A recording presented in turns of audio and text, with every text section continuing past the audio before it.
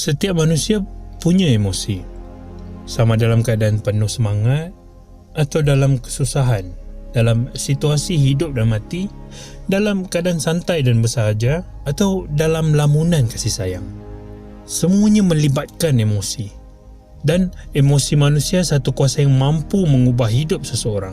Perasaan yang sama boleh dirasai setiap orang, namun memberi erti yang berbeza bagi setiap orang. Dan menganggap kekuatan emosi dan impaknya pada hidup itu tak seberapa, samalah seperti menganggap yang cuaca tidak memberi impak besar kepada bumi dan semua kehidupan di dalamnya. In fact, buat seketika cuba anda bayangkan cuaca itu sebagai metafora untuk emosi anda dan bumi itu sendiri sebagai diri anda. Dan mengawal cuaca di bumi setiap hari ada di tangan anda. Mungkin anda jenis yang suka cuaca cerah dan hari yang bersinar setiap hari dan rasa bertenaga dan semua perkara nampak jelas dan menarik. Atau mungkin anda lebih suka cuaca yang mendung dan hujan setiap hari sebagai mood anda. There's nothing wrong about it, tapi ia akan memberi kesan buruk pada diri anda jika anda stay lama dalam keadaan itu. So, persoalannya sekarang, anda mahukan mood cuaca anda dalam keadaan apa setiap hari? By the way, yes, each one of us mampu mengawal emosi atau cuaca kita sendiri. Semuanya bergantung kepada sama ada anda percaya atau tidak, dan cara atau strategi yang betul mampu mengawal emosi anda lebih baik dan konsisten setiap hari.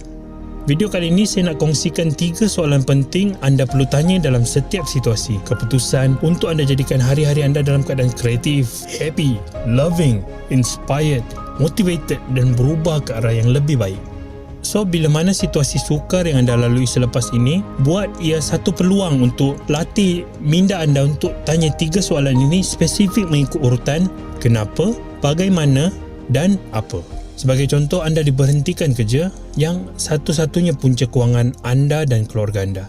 Pada hari anda menerima berita itu, apa perasaan anda? Maybe marah, sedih dan sudah tentu anda akan lebih kepada takut. Kemudian terus kaitkan dengan soalan pertama tadi.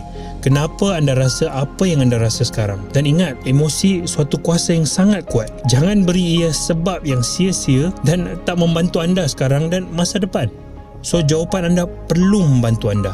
Saya rasa takut sekarang sebab saya tak pernah bayangkan hidup selain kerja di sini. Saya rasa takut sebab apa yang akan terjadi pada masa depan saya. Dan ini sebenarnya membantu saya untuk berfikir di luar kotak. Untuk saya mula bayangkan kehidupan yang lebih baik di luar sana selepas ni. Saya takut sebab saya excited untuk mulakan perjalanan baru dengan peluang baru dan sumber rezeki dari kerjaya yang baru. Adakah anda akan buat keputusan berbeza bila anda beri sebab seperti ini dengan perasaan takut tadi? Of course. Next step, tanya soalan ini pula. Bagaimana?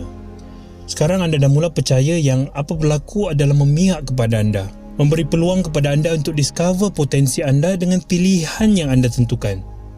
Sebagai contoh, saya akan pergi setiap interview kerja dengan confident level yang tinggi dan saya tak akan menyerah kalah sehingga saya dapatkan yes daripada company yang saya percaya punya masa depan di situ. Setiap no saya terima, saya akan berkata dengan diri saya, not yet. Mindset macam ini baru anda bersedia untuk apa cabaran sekalipun dan bertindak tanpa rasa ragu. Finally, soalan apa? Apa yang anda perlukan sekarang ialah strategi tindakan. Tanya diri anda apa tindakan yang perlu sekarang untuk tidak berada dalam situasi atau masalah seperti ini lagi. Sebagai contoh, saya akan tambah knowledge saya untuk lebih bernilai lagi dalam market bidang yang saya pilih. Saya akan cari mentor, belajar dan baca semua buku tentang bidang saya dan improve skill saya, talent saya dan standard saya. Kaitkan keputusan kehidupan setiap hari anda dengan emosi. Sebab bila emosi yang betul anda kaitkan, connection yang kekal lama muncul dengan emosi itu dari dalam diri anda. Tapi ia perlukan latihan dan komitmen yang konsisten dan strategi yang betul. Tadi saya ada beritahu yang anda perlu tanya soalan ini spesifik mengikut urutan kenapa, bagaimana dan apa. Sebabnya kalau anda perasan, bila anda tanya mengikut sekuens ini, ia membuat anda kaitkan tindakan anda dengan penuh emosi. Bila anda tanyakan kenapa dahulu, automatik anda kaitkan emosi dalam setiap keputusan dan tindakan anda selepas itu. Berbeza kalau anda tanya apa dahulu. anda akan terus bertindak dengan strategi yang anda percaya berkesan. Kemudian sebulan dua, anda tak dapat hasil yang anda bayangkan, anda mula rasa kurang semangat dan rasa tak ada sebab yang kuat untuk keluar dan cuba lagi. Ini pentingnya anda membuat sesuatu keputusan bermula dari sebab dalam hati dengan emosi yang mendalam dan proses dan strategi dengan otak anda. Kemudian barulah anda bertindak dengan strategi yang anda percaya berkesan. Sebagai contoh, kalau anda overweight dan ingin mencapai berat badan yang ideal dan sihat, andai kata anda bermula dengan soalan apa cara yang boleh buat saya kurus, and then terus lakukan diet yang drastik dan senaman yang intens sebab anda percaya ia berkesan. Anda nampak testimoni dari orang lain atau kawan anda sendiri.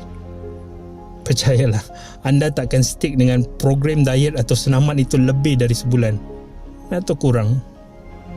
Instead, bila anda mulakan dengan soalan kenapa anda nak dapatkan berat badan ideal dan sihat, automatik anda kaitkan emosi dalam keputusan anda untuk berubah.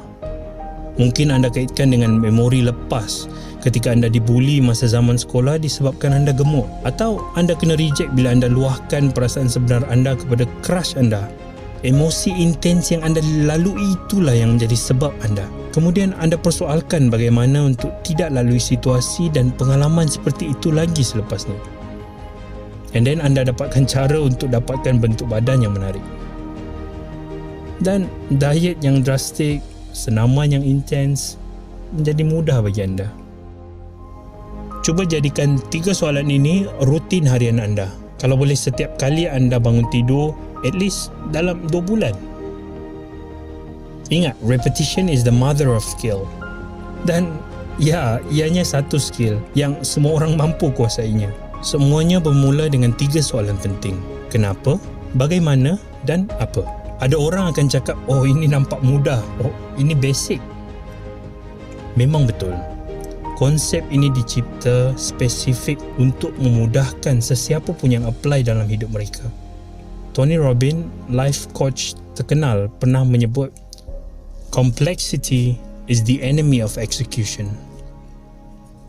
Sila komen di bawah, dalam 5 tahun sebelum ini, apa keputusan yang mengubah hidup anda menjadi lebih baik dengan menggunakan prinsip 3 soalan ini.